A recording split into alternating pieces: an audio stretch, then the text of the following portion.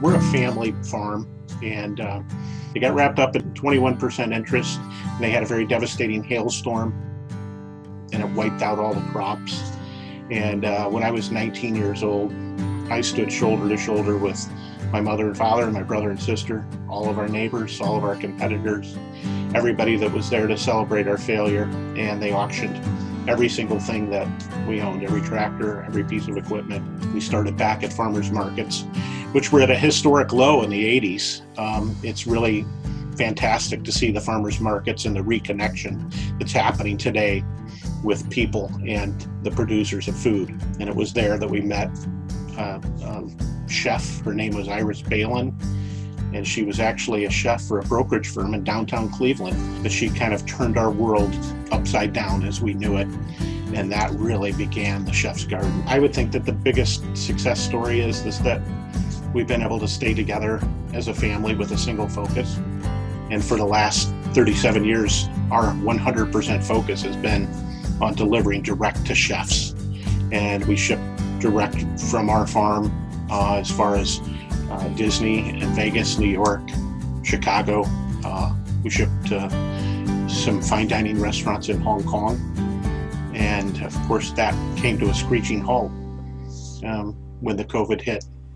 And so we've pivoted to try and go direct to home into individuals that are looking for safe food and healthy food.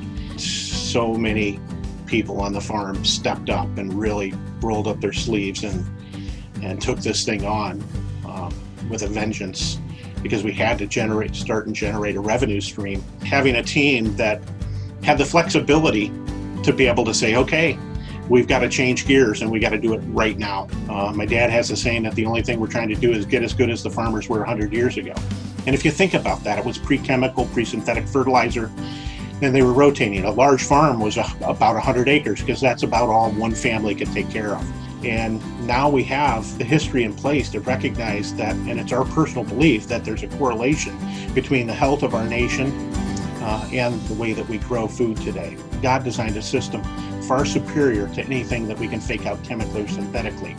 For us, it's about working in harmony with nature rather than trying to outsmart it. Growing vegetables slowly and gently in full accord with nature. It's really the premise of what we're trying to do. We believe that we're producing a healthier, more nutrient-dense product than you can get anyplace else.